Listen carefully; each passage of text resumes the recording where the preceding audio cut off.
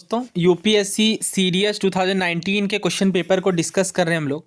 और इस वीडियो में बात करेंगे ज्योग्राफी सेक्शन की। इससे पहले हमने पॉलिटी और कई सारे जो टॉपिक्स हैं, सब्जेक्ट्स हैं हमारे, उन्हें कवर कर लिया है। नाउ इस वीडियो में ज्योग्राफी से कैसे क्वेश्चन आए और डिटेल एनालिसिस करेंगे। सो यहाँ पे हमारा पहला सवाल वर्ल्ड ज्योग्राफी यानी वर्ल्ड क्लाइमेट से है। पूछा जा रहा है आपसे कि सबसे नोटेबल कैरेक्टरिस्टिक मेडिटेरेनियन क्लाइमेट की कौन सी देखने को मिलेगी। देखिए यहाँ पे वर्ल्ड क्लाइमेट से कई सारे क्वेश्चन आए हैं, बट इनकी डिटेल्ड एक्सप्लेनेशन मैं चाहता हूँ एक सेपरेट वीडियो में हम लोग कवर करें, बिकॉज इन जो टॉपिक है ये हमारा वर्ल्ड क्लाइमेट का, ये अपने आप में काफ़ी इंपॉर्टेंट है। और जो अलग अलग तरीके के क्लाइमेटिक फीचर्स देखने को मिलते हैं उनसे कई सारे क्वेश्चन पूछे जाते हैं, तो उसे सेपरेटली हम डिस्कस करेंगे। फिलहाल मैं आपको इसका आंसर बता दे रहा हूँ। मेडिटेरेनियन क्लाइमेट की अगर हम बात करें तो सबसे खास बात देखने को मिलेगी, समर जो है वो ड्राई होता है। नेक्स्ट क्वेश्चन देखिए, बेहद आसान सवाल है इंडियन ज्योग्राफी का।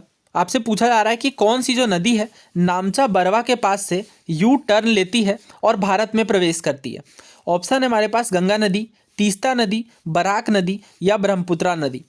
तो इनमें से जो तीन नदियां हैं ये काफ़ी इंपॉर्टेंट नॉर्थ ईस्ट की नदी हैं, और गंगा नदी जैसा कि आपको पता है नॉर्दर्न इंडिया में देखने को मिलती हैं। अब हमसे बात की जा रही है इंडिया में एंटर करती हैं, लेकिन हमें पता है गंगा नदी का ओरिजिन भी तो इंडिया में ही है। तो नामचा बरवा जो कि अरुणाचल प्रदेश में है, वहाँ से एंटर नहीं करती। ठीक है, तीस्ता नदी की अगर हम बात करें तो तीस्ता नदी का भी अगेन ओरिजिन लामो लेक देखने को मिलेगी सिक्किम में, वहाँ से तीस्ता नदी ओरिजिनेट होती हैं। तो ध्यान रखिए सिक्किम से ओरिजिनेट होती है, राइट। और इसका करेक्ट आंसर वैसे ब्रह्मपुत्रा है। ब्रह्मपुत्र नदी के बारे में आपने ज़रूर सुना होगा, अरुणाचल प्रदेश के पास से इंडिया में एंटर करती हैं। और जो तीस्ता नदी है वो ब्रह्मपुत्र की सहायक नदी है। ध्यान रखिए तीस्ता नदी ब्रह्मपुत्र की राइट ट्रिब्यूटरी है, और तीस्ता नदी अपने आप में काफ़ी इंपॉर्टेंट रिवर है, बहुत बार क्वेश्चन भी पूछे गए हैं। और इसके अलावा यहाँ पे अगर मैं बात करूँ बराक रिवर की, तो अगेन नॉर्थ ईस्ट की काफ़ी इंपॉर्टेंट रिवर है बराक रिवर, और भी कई सारी नदियाँ हैं, रेदाक रिवर भी हैं। वैसे बराक रिवर की अगर हम बात करें तो ये मणिपुर हिल्स से निकलती हैं, मणिपुर में देखने को मिलेगी। हालांकि असम और बाकी नॉर्थ ईस्ट के स्टेट में भी फ्लो करती हैं, बट आपको मेजरली ध्यान रखना है यहाँ पर मणिपुर का। तो ये कुछ हमारी नदियां हैं नॉर्थ ईस्ट की।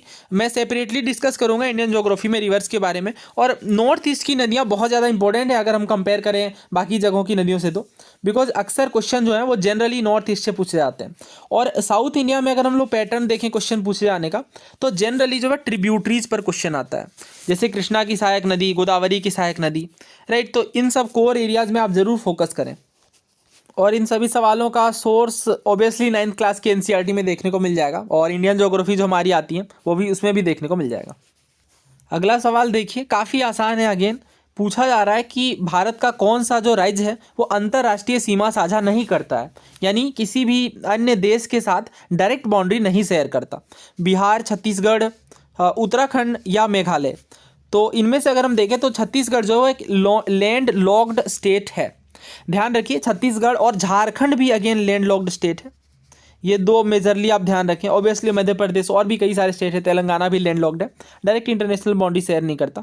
बट यहाँ पे अगर आप देखें तो इसका करेक्ट आंसर क्या होगा, ऑब्वियसली इसका करेक्ट आंसर होगा ऑप्शन बी, छत्तीसगढ़। बिहार आपको पता है, कमेंट में करिए, कमेंट करिए कि बिहार किस देश के साथ सीमा साझा करता है। ऑब्वियसली बहुत आसान सवाल है ये। और उत्तराखंड, मेघालय, ये बताइए आप। दोस्तों नेक्स्ट क्वेश्चन देखिए, पूछा जा रहा है कि भारत का कौन सा शहर किसी नदी तट पर स्थित नहीं देखने को मिलता। नोट पर फोकस करिए। यहाँ पे भी जो हमारा सवाल था ये भी नोट वाला था, और ये सवाल भी नोट वाला है। और वैसे भी आपने ज़रूर ऑब्जर्व किया होगा सीडीएस के कई सारे सवाल में यहाँ पे नोट पूछा जा रहा है। तो आगरा, क्या आगरा किसी नदी के तट पर है? आपको पता है आगरा यमुना नदी के तट पर है, राइट। और भागलपुर, देखिए भागलपुर बिहार में है, और किस नदी के तट पर है? गंगा नदी के तट पर। बिहार का डिस्ट्रिक्ट है काफ़ी फेमस भागलपुर, गंगा नदी के तट पर। और भोपाल देखिए किसी भी नदी के तट पर नहीं है, भोपाल एमपी में है। और कानपुर गंगा तट पर सबसे बड़ा शहर है। वैसे कई सारे बड़े शहर हैं जैसे भागलपुर, कानपुर, और भी कई सारे शहर हैं जो गंगा नदी के तट पर हैं, बट इनमें से सबसे बड़ा अगर आप देखें तो कानपुर देखने को मिलेगा। और हमसे पूछा गया कि कौन सी नदी तट पर नहीं है, तो इसका correct answer option C, Bhopal है। कमेंट बॉक्स में ये बताइए कि उत्तर प्रदेश की राजधानी लखनऊ किस नदी के तट पर है। नेक्स्ट क्वेश्चन देखिए, पूछा जा रहा है कि झुमरी, तिलैया और मंदार पहाड़ियाँ किस राज्य में देखने को मिलेंगी। झारखंड, बिहार, असम या वेस्ट बंगाल। तो देखिए झुमरी तिलैया जो है ये कोडरमा डिस्ट्रिक्ट, झारखंड के कोडरमा डिस्ट्रिक्ट में देखने को मिलेगा। और अभरक माइंस के लिए काफ़ी फेमस है, अभरक नगरी इवन कहा जाता है कोडरमा को।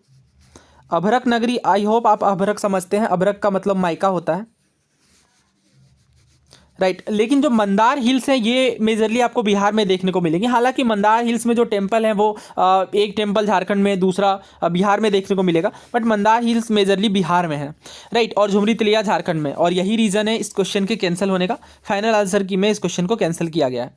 लेकिन आप ध्यान रखिए झुमरी तिलैया काफ़ी फेमस हैं झारखंड के अंदर, और मैं भी झारखंड से हूँ, तो ऑब्वियसली ये काफ़ी फेमस है यहाँ पे, क्योंकि झुमरी तिलैया का अक्सर आप जिक्र देखने को मिलेगा आपको, आप झारखंड के किसी भी पार्ट में हो। अगला सवाल देखिए, पूछा जा रहा है कि साउथ इंडिया के बारे में कौन सी बात सही नहीं है, नॉट करेक्ट आपसे पूछा जा रहा है। डायर्नल रेंज जो है टेम्परेचर का वो कम देखने को मिलता है। डायर्नल रेंज का मतलब क्या है, जो दिन की तापमान है उनमें जो रेंज देखने को मिलेगा, मतलब कितनी वेरिएशन आ रही है टेम्परेचर में। और दूसरा ऑप्शन जो है वो एनुअल रेंज की बात कर रहा है, एनुअल रेंज टेम्परेचर का कम देखने को मिलता है। और तीसरा कहा जा रहा है टेम्परेचर जो है वो हाई रहती है पूरे साल के दौरान। और चौथा कहा जा रहा है कि एक्सट्रीम क्लाइमेटिक कंडीशन देखने को मिलते हैं। तो ऑब्वियसली ये भी सवाल काफ़ी आसान है, नॉट करेक्ट पूछा गया था, तो एक्सट्रीम क्लाइमेटिक कंडीशन नहीं देखने को मिलते हैं। ऑब्वियसली एनुअल रेंज तो ठीक है कम देखने को मिलेगी, डायर्नल रेंज भी कम देखने को मिलेगी। डायर्नल रेंज का मतलब क्या है, देखिए इसका मतलब ये नहीं है कि टेम्परेचर कम देखने को मिलती है, इसका मतलब ये है कि अगर मान लीजिए 25 डिग्री है तो फिर बहुत ज़्यादा वेरिएशन नहीं है, ऐसा नहीं कहीं 25 देखने को मिल रहा है, कभी 5 देखने को मिल रहा है, राइट। डायर्नल रेंज में बहुत ज़्यादा परिवर्तन नहीं देखने को मिलता। और हाँ, ये बात साउथ इंडिया के पर्सपेक्टिव से बिल्कुल सही है, डायर्नल रेंज में बहुत ज़्यादा बदलाव नहीं देखने को मिलता है। ओवरऑल आप कह सकते हैं कि थोड़ा बहुत वेरिएशन होता है, एक समान टेम्परेचर लगभग देखने को मिलता है। हालांकि ये चीज़ें मैं आपको पढ़ाऊंगा इंडियन क्लाइमेट के दौरान, तो उस टाइम पे हम लोग दोबारा डिस्कस करेंगे ही। तो यहाँ पे आपने एक पैटर्न ऑब्जर्व करना है, क्लाइमेटिक कंडीशन से ढेर सारे सवाल यहाँ पे निकल करके आ रहे हैं। नेक्स्ट क्वेश्चन देखिए, यहाँ पे आपसे पूछा जा रहा है सेक्स कॉम्पोजिशन के बारे में कौन सी बात सही नहीं है। और ये सवाल भी डायरेक्ट ह्यूमन ज्योग्राफी जो हमारी एनसीईआरटी आती है 12th क्लास की देखने को मिलेगा। देखिए यहाँ पे ज्योग्राफी के जो क्वेश्चन है वो ऑलमोस्ट आप कह सकते हैं एनसीईआरटी से ज़्यादातर डायरेक्टली पूछे गए हैं। दोस्तों मैंने जो एक पैटर्न ऑब्जर्व किया है यूपीएससी के ज़्यादातर सवालों में, जो ज्योग्राफी के सवाल होते हैं या पॉलिटी के, ये तो जो हमारे नॉर्मल सोर्सेज होते हैं इनसे डायरेक्टली कवर देखने को मिल जाते हैं। बट कुछ जो हमारा सेक्शन है खास करके हिस्ट्री में एंशिएंट और बाकी वाली एंशिएंट या कभी कभी मॉडर्न का भी डिपेंड करेगा क्वेश्चन पेपर पे, वो जनरली जो हमारे नॉर्मल सोर्सेज होते हैं उनसे कुछ क्वेश्चन तो देखने को मिलते हैं। जैसे इसी पेपर में अगर हम लोग देखें तो इनमें जो हिस्ट्री वाले सवाल हैं उनमें से ज़्यादातर सवाल आपको देखने को मिलेगा कि थीम से नहीं पूछा गया है। हालांकि सीडीएस के पेपर में ज़्यादातर सवाल जनरली पूछे जाते हैं थीम से, बट बहुत बार ये पैटर्न आपको नहीं देखने को मिलेगा। बट ऐसा अन्य सेक्शन के साथ नहीं होता। जैसे ये देखिए खुटकट्टी, खैर ये तो ठीक है आसान सवाल था, बट इसके अलावा और जैसे ये सवाल देखिए, ये आपको किसी भी थीम्स और नॉर्मल बुक्स में नहीं देखने को मिलेगा, ये सुमित सरकार वाली बुक में देखने को मिलेगा जो हिस्ट्री ऑप्शनल के एस्पिरेंट यूज करते हैं। इस तरह के और भी क्वेश्चन यहाँ से डायरेक्टली 4-5 सवाल सुमित सरकार से थे। ये क्वेश्चन भी देखिए और नॉर्मल किसी भी सोर्स में नहीं देखने को मिलेगा। चंडी मंगल वाला हालांकि एक बार पूछा था सीडीएस में, पहले पूछा गया था और उसके एक ऑप्शन में था चंडी मंगल, बट फिर भी उतना पढ़ के जाना पॉसिबल नहीं होता। तो ये मैं इसलिए बता रहा हूँ, जो स्ट्राइक रेट होती है, मतलब जब आप आंसर करेंगे तो सही होने की जो चांसेस हैं वो हिस्ट्री में रिलेटिवली कुछ पेपर के अंदर कम देखने को मिलती हैं, राइट। हालांकि ऑब्वियसली आपको थीम काफ़ी अच्छे से प्रिपेयर करके जाना है, बट जैसे आप जब ज़्यादा सोर्सेज यूज करेंगे, मतलब बहुत ज़्यादा 4-5 सोर्सेज से ज़्यादा, या बहुत लोग पढ़ने लगते हैं कि ठीक है इस बुक से आ गया तो फिर इसी बुक को पूरा पढ़ डालना है, तो फिर वहाँ पर चीज़ें दिक्कत होंगी। बिकॉज ये जो आसान सवाल आ रहे हैं ज्योग्राफी जो कि डायरेक्ट हमारे एनसीईआरटी से देखने को मिल रहे हैं, ये सवाल आपके किसी भी कीमत पर गलत नहीं होने चाहिए। इसके अलावा फिर आप एक्स्ट्रा पढ़ना चाहें इन्हें 4-5 बार रिवाइज करने के बाद जो एनसीईआरटी बुक्स हैं उन्हें, तो फिर आप पढ़ सकते हैं। वैसे मेरे अकॉर्डिंग मैं तो ये सलाह नहीं दूंगा कि अगर किसी बुक से, जैसे सुमित सरकार वाली बुक से यहाँ पे ढेर सारे सवाल देखने को मिल रहे हैं, तो अब वो 1200 पन्ने की किताब में टाइम इन्वेस्ट करना, आप कह सकते हैं कि कॉस्ट बेनिफिट रेशियो काफ़ी कम निकल करके आएगा। हालांकि ऑब्वियसली हिस्ट्री के एनालिसिस में करूँगा। देखिए हाँ, तो पहला ऑप्शन यहाँ पे क्या हमसे कहा जा रहा है कि कुछ देशों में जो सेक्स रेशियो है ये नंबर ऑफ मेल्स पर 1000 फीमेल के आधार पर निकाला जाता है। इसका क्या मतलब है, कुछ देशों में जो आंकड़ा है सेक्स रेशियो निकालने का वो किस तरीके से यूज़ करते हैं, 1000 फीमेल्स की संख्या, मतलब 1000 फीमेल्स पर कितने पुरुष हैं, ठीक है, ये पहला तरीका है। दूसरा कहा जा रहा है इंडिया में जो सेक्स रेशियो वो किस तरीके से कैलकुलेट किया जाता है कि प्रति 1000 पुरुषों पर महिलाओं की संख्या कितनी है, राइट, 950 है, 1050 है, कितनी है, ये कहा जा रहा है। तीसरा कहा जा रहा है कि अगर आप वर्ल्ड लेवल पे देखें तो जो सेक्स रेशियो है वो 100 फीमेल पर 102 मेल्स देखने को मिलेंगे। और चौथा कह रहे हैं ये कि जो एशिया है इनमें बहुत ज़्यादा हाई सेक्स रेशियो देखने को मिलेगा। सो ये NCERT क्लास 12 ह्यूमन ज्योग्राफी का चैप्टर 3 है। सेक्स कॉम्पोजिशन के बारे में बताया गया है कि जो नंबर ऑफ वुमेन और मेन है किसी भी देश में, ये डेमोग्राफिक कैरेक्टरिस्टिक का एक इम्पॉर्टेंट फैक्टर है। और जो रेशियो है नंबर ऑफ वुमेन और मेन के बीच, ये सेक्स रेशियो कहलाती है। कुछ देशों में, यहाँ देखिए क्या बताया जा रहा है कि कुछ देशों में जो इसे किस तरीके से कैलकुलेट किया जाता है, फीमेल की संख्या नीचे रखी जाती है और उससे आंकड़ा निकाला जाता है मेल की संख्या का। राइट, तो यहाँ पे लिखा भी गया है नंबर ऑफ मेल्स पर 1000 फीमेल्स, यानी प्रति 1000 महिलाओं पर पुरुषों की संख्या जो है वो सेक्स रेशियो कुछ देशों में कैलकुलेट की जाती है। लेकिन इंडिया के केस में ऐसा नहीं है। इंडिया में हम लोग किस तरीके से कैलकुलेट करते हैं, मेल की पॉपुलेशन को बेस रखा जाता है, डिनोमिनेटर में रखा जाता है, यानी आप कह सकते हैं कि प्रति 1000 पुरुषों पर महिलाओं की संख्या कितनी है। तो ये इंडिया के केस में देखने को मिलेगा, यानी स्टार्टिंग वाले जो हमारे ऑप्शन है वो ऑब्वियसली बिल्कुल सही हैं। अब देखिए आगे क्या बताया जा रहा है। ऑन एन एवरेज अगर हम देखें तो जो वर्ल्ड की पॉपुलेशन है ये 102 मेल्स दिखाती हैं प्रति 100 फीमेल्स पर। और जो हाईएस्ट सेक्स रेशियो है किस देश में देखने को मिलेगा, लाटविया में। राइट, जहाँ पे 85 मेल्स देखने को मिलेंगे प्रति 100 फीमेल्स पर। जबकि इसके विपरीत अगर आप देखें तो कतर में 311 मेल्स देखने को मिलेंगे पर 1000 फीमेल्स पर। अगर आप वर्ल्ड पैटर्न को देखें सेक्स रेशियो का, तो ये बहुत डेफिनेटली अलग अलग क्षेत्रों में बहुत ज़्यादा वेरिएशन दिखाता है। ऐसा नहीं है कि किसी देश में जो सेक्स रेशियो वो अन्य देश के लिए भी लागू होंगी, बहुत ज़्यादा वेरिएशन देखने को मिल सकता है। और इसके अलावा देखिए sex ratio is favourable for females in 139 countries of the world and unfavourable in remaining 72 countries, जो कि यूनाइटेड नेशन के द्वारा लिस्ट किए गए हैं। इन जनरल अगर आप देखो तो एशिया में बहुत कम सेक्स रेशियो देखने को मिलता है, जैसे China, India, Saudi Arabia, Pakistan, इन देशों में भी जो सेक्स रेशियो है वो कम ही देखने को मिलता है। सेक्स रेशियो का मतलब आप समझ रहे हैं प्रति 1000 पुरुषों पर महिलाओं की संख्या इंडिया के केस में। सो इसका करेक्ट आंसर क्या होगा? ऑब्वियसली ये बात तो यहाँ पे गलत है। अभी हमने देखा कि एशिया के जो ज़्यादातर देश हैं इनमें सेक्स रेशियो कम देखने को मिलती है। तो हमसे इनकरेक्ट ही पूछा गया था इस सवाल में भी, तो इस वजह से हमारा करेक्ट आंसर ऑप्शन डी होगा। नाउ आप रिसेंट डेटा के अकॉर्डिंग कमेंट करिए कि इंडिया की प्रेजेंट सेक्स रेशियो कितनी है। और भी जो अन्य आंकड़े होते हैं डेमोग्राफिक, उन्हें भी कमेंट करिए। नेक्स्ट क्वेश्चन देखिए, बेहद आसान। ह्यूमन डेवलपमेंट का कॉन्सेप्ट किन्होंने दिया? ऑप्शन हमारे पास अमर्त्य सेन, महबूब उल हक, या सुखमोय चक्रवर्ती, या GS चड्ढा।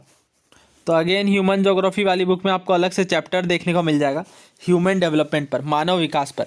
तो जैसा कि आपको पता है मानव विकास जो है, जो ह्यूमन डेवलपमेंट है, वो एक काफ़ी इंपॉर्टेंट फैक्टर रखता है अगर हम किसी भी तरीके की ग्रोथ की बात करें तो यहाँ पे देखिए बॉक्सेस में बताया गया है डॉक्टर महबूब उल हक के बारे में।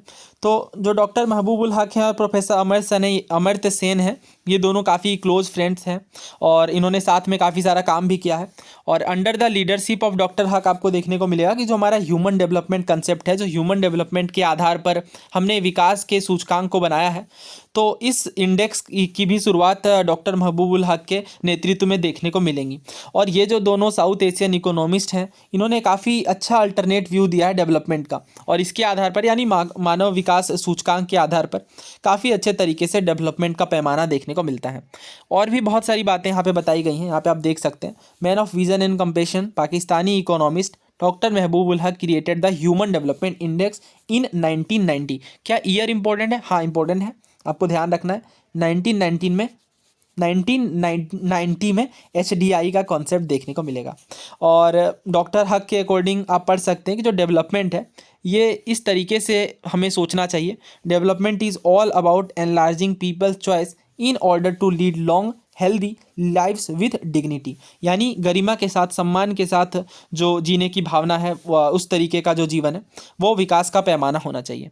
इसके अलावा UN डेवलपमेंट प्रोग्राम जो है इसी कॉन्सेप्ट का इस्तेमाल करके HDI इंडेक्स पब्लिश करता है, HDI रिपोर्ट जिसको कहते हैं। और 1990 से ये हर साल प्रकाशित होता है। सो यहाँ पे करेक्ट आंसर क्या है? करेक्ट आंसर है ऑप्शन बी, महबूब उल हक। नेक्स्ट क्वेश्चन देखिए, यहाँ पे आपसे क्या पूछा जा रहा है कि कौन सी ज्योग्राफिकल रिक्वायरमेंट कॉटन के कल्टीवेशन के लिए नहीं देखने को मिलेगी। तो ये नोट वाला आपको बहुत स्पेशली फोकस करना है, बिकॉज आदत बनी रहती है हमारी मॉक्स और बाकी चीज़ों में सॉल्व करने की बिना नोट वाले सवालों को, तो इसे थोड़ा स्पेशल ध्यान रखिए। टेम्परेचर जो है वो 25 डिग्री सेल्सियस या ज़्यादा देखने को मिलना चाहिए समर में। और दूसरा कहा जा रहा है कि हल्की फुल्की बारिश ज़रूर होनी चाहिए, मॉडरेट टू लाइट रेनफॉल। तीसरा कहा जा रहा है लोमी सॉइल चाहिए, यानी अच्छी तरीके से सिंचाई वाली, और गुड ड्रेनेज भी देखने को मिलना चाहिए, यानी अच्छी सिंचाई चाहिए। और चौथा ऑप्शन जो है वो ग्रोइंग पीरियड है एटलीस्ट 100 फ्रोस्ट फ्री डेज का, यानी फ्रोस्ट मतलब आप कह लें ओलावृष्टि नहीं होनी चाहिए लगभग 100 दिनों तक। तो यहाँ पे ध्यान दीजिए, नोट के बारे में पूछा गया कि कौन सी बात सही नहीं है। सो ये हम कौन सा पेपर डिस्कस कर रहे हैं, ऑब्वियसली CDS 2 2019 का। दोस्तों इस क्वेश्चन को देखिए, ये सिविल सर्विसेज 2020 का क्वेश्चन है। यहाँ पे आपको कुछ एक्सप्लेनेशन दी गई है और आपको बताना है कि ये किस क्रॉप के बारे में बात की जा रही है। ये जो क्रॉप है ये नेचर में सब ट्रॉपिकल देखने को मिलेगा। एक हार्ड फ्रोस्ट इंजीरियस हो सकती है, इसलिए कम से कम 210 दिन जो है वो फ्रोस्ट फ्री डेज होने चाहिए, यानी ओलावृष्टि नहीं होनी चाहिए। और रेनफॉल जो है वो 50 से 100 सेंटीमीटर, यानी बहुत ज़्यादा नहीं, मीडियम रेनफॉल आप कह सकते हैं। और अच्छी खासी सिंचाई होनी चाहिए मिट्टी की, जिनमें नमी रह सके, नमी रिटेन करने की क्षमता हो। और ये सब चीज़ें आइडियल सिचुएशन है इस क्रॉप के कल्टिवेशन की। तो ऑब्वियसली आप समझ गए होंगे हम बात कर रहे हैं कॉटन की। तो कॉटन में आपको देखने को मिलेगा एटलीस्ट 210, ये काफ़ी होता है। अगर हम इसे महीने में देखें तो आप कह सकते हैं ये लगभग 7 मंथ, तो मतलब एटलीस्ट 7 महीने जो है वो आपको जो फ्रोस्ट फ्री डेज होने चाहिए। लेकिन यहाँ पे तो लगभग 3 महीनों की बात की गई है, जो कि गलत है। तो यहाँ पे एटलीस्ट आप कह सकते हैं 210 दिन तो होने चाहिए। केवल 100 दिन फ्रोस्ट फ्री से काम नहीं चलेगा, ऑप्शन डी यहाँ पे गलत है। बाकी चीज़ें हैं, तो इस वजह से मैंने कहा कि CDS के previous year question civil services के लिए काफ़ी ज़्यादा इंपॉर्टेंट है, और वाइस वर्सा भी ट्रू है। तो इस क्वेश्चन से काफ़ी अच्छे से आप समझ सकते हैं इस बात को ना। ये चीज़ें कहाँ देखने को मिलेंगी, तो डायरेक्ट NCERT, लगभग सारे सवाल यहाँ पे डायरेक्ट NCERT से हैं। सो इस वीडियो में इतना ही रखते हैं। नेक्स्ट पार्ट में इसके बाकी सारे क्वेश्चन को कवर करेंगे। इसके अलावा जो हमारा NS सेक्शन है, हिस्ट्री में भी मैं कोशिश करूंगा सभी सवालों के सोर्सेज बताने की, ताकि आपको एग्जैक्ट क्लैरिटी मिल सके। बहुत सारे क्वेश्चन यहाँ पे भी प्रीवियस ईयर क्वेश्चन से हैं, और हर सेक्शन में आप कह सकते हैं कि कुछ क्वेश्चन रिपीटेड होते हैं, और कुछ क्वेश्चन काफ़ी आसान होते हैं, और कुछ क्वेश्चन का नेचर डिफ़िकल्टी लेवल थोड़ी हाई होती है। तो आपको अपने अकॉर्डिंग समझना पड़ेगा कि ईजी वाले क्वेश्चन बिल्कुल भी ना छूटें, बहुत सही से उनमें कोई सिली मिस्टेक ना हो, बिकॉज ईजी वाले क्वेश्चन में सिली मिस्टेक होने की चांसेस ज़्यादा होती हैं। अब कहाँ कहाँ पे होती हैं आपको पता ही है, किसी कारण से नोट अगर मिस हो गया तो गलत हो जाता है, या बहुत बार ऑप्शन ध्यान से ना, मतलब सवाल आधा पढ़ने के कारण भी बहुत बार चीज़ें गलत हो जाती हैं। तो इन सब पे आपको स्पेशल फोकस रखना है। और मैं यहाँ पे जितने भी क्वेश्चन डिस्कस करता हूँ, आप कोशिश करें कि पहले स्क्रीन को पॉज कर लें वीडियो को, और खुद से ट्राई करें आंसर देने की, उसके बाद एक्सप्लेनेशन सुने तो आपको ज़्यादा हेल्प मिलेगी। तो उम्मीद है आपको ये वीडियो पसंद आई होगी। मिलते हैं नेक्स्ट पार्ट में, और अगर आप चैनल पर नए हैं तो चैनल को सब्सक्राइब जरूर कर लें। Thank you so much.